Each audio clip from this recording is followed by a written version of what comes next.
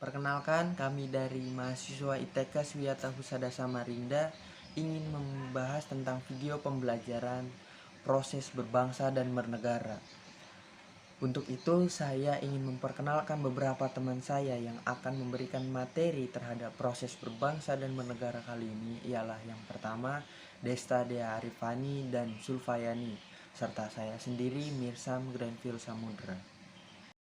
Baik, untuk yang pertama pengertian bangsa dan negara. Sebelum kita masuk teorinya, proses berbangsa dan bernegara, ada baiknya kita dapat memahami terlebih dahulu apa sih pengertian bangsa dan bernegara. Nah, di sini bangsa memiliki arti sebagai kumpulan dari banyaknya orang-orang yang mempunyai persamaan, tujuan, asal, adat istiadat, bahasa, dan sejarah. Jadi, untuk bangsa Indonesia itu sendiri adalah sekelompok manusia yang mempunyai kepentingan yang sama dan menyatakan bahwa dirinya sebagai satu bangsa, serta berproses dalamnya suatu wilayah Nusantara Indonesia atau suatu negara Indonesia. Baik, lanjut untuk unsur-unsur negara. Nah, dalam unsur-unsur negara ini sangat penting adanya, karena jika tidak ada unsur-unsur ini, maka tidaklah berjalan suatu negara atau tidaklah berdiri suatu negara. Langsung saja, kita yang pertama adalah memiliki wilayah. Untuk mendirikan suatu negara, perlu adanya wilayah yang terdiri atas daratan, laut, dan udara, yang dimana menjadi satu kesatuan penting untuk membangun atau mendirikan suatu negara. Nah, di wilayah ini akan terjadi kehidupan di mana rakyat akan menjalani kehidupannya sebagai warga negara dan pemerintahan yang akan melaksanakan fungsinya. Lanjut untuk yang kedua, yaitu dalam suatu negara harus memiliki unsur yang kedua ini, yaitu memiliki rakyat. Nah, diperlukannya adanya kumpulan orang-orang yang tinggal dalam suatu negara, maka dipersatukanlah oleh suatu perasaan di mana orang-orang tersebut akan hidup berbangsa dalam suatu negara ini. Nah, di sini juga rakyat berfungsi sebagai sumber daya manusia yang sangat penting untuk menjalankan aktivitas kehidupan sehari-hari, di mana kehidupan tersebut untuk melakukan kegiatan-kegiatan pemerintahan, kegiatan kelembagaan, serta yang lain-lain. Baik, untuk sifat yang terakhir adalah mencakup semua.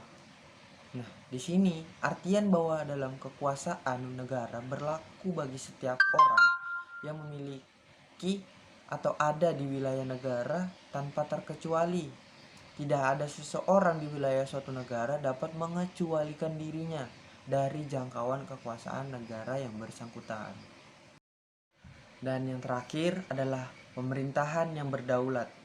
Pemerintahan yang baik terdiri atas susunan penyelenggara negara sebagai lembaga yudikatif, legislatif, dan eksekutif, serta lembaga-lembaga lainnya yang dimana ikut berpartisipasi untuk kegiatan pemerintahan yang berkedaulatan.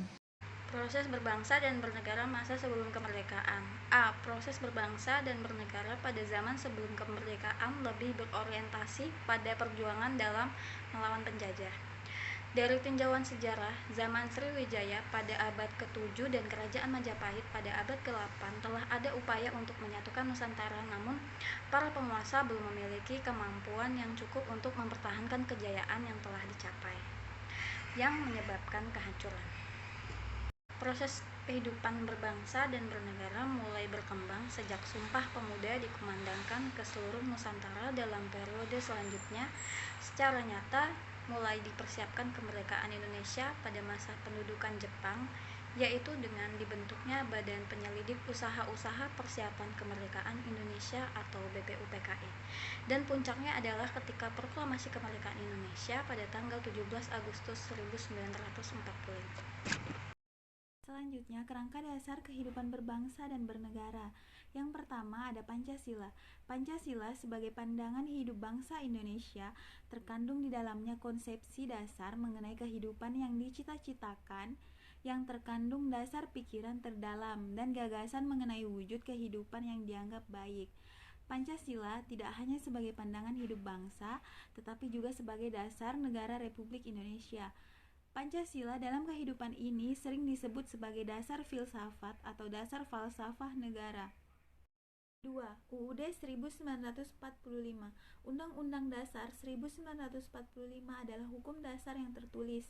Sebagai hukum, maka UUD 1945 bersifat mengikat bagi pemerintah, lembaga negara, lembaga masyarakat, setiap warga negara Indonesia di mana saja, dan setiap penduduk yang ada di wilayah negara Indonesia.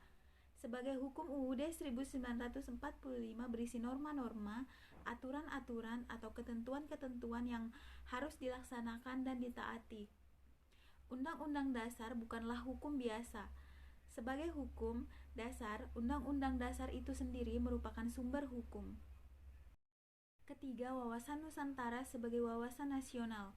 Wawasan Nusantara sebagai wawasan nasional Indonesia merupakan cara pandang bangsa Indonesia untuk menyamakan persepsi, visi, dan motivasi dalam rangka menjamin persatuan dan kesatuan, serta kepentingan nasional dalam rangka pencapaian cita-cita nasional Indonesia yang merdeka, bersatu, berdaulat, adil, dan makmur. Dan yang keempat, ada ketahanan nasional sebagai pendekatan konsepsional. Setiap bangsa mempunyai cita-cita luhur yang ingin dicapai. Perjuangan untuk mencapai cita-cita tersebut mempunyai fungsi sebagai penentu tujuan nasionalnya. Dalam perjuangan mencapai tujuan nasional, setiap bangsa akan menghadapi berbagai macam tantangan. Untuk itu, setiap bangsa harus memiliki ketahanan nasional. Ketahanan nasional adalah kondisi dinamik bangsa, meliputi segenap aspek kehidupan nasional yang terintegrasi, berisi keuletan dan ketangguhan yang mengandung kemampuan mengembangkan kekuatan nasional dalam menghadapi dan mengatasi segala tantangan, ancaman, hambatan, dan gangguan, baik yang datang dari luar maupun dalam negeri, yang langsung maupun tidak langsung, untuk menjamin identitas, integritas, kelangsungan hidup bangsa dan negara, serta perjuangan mencapai tujuan nasional.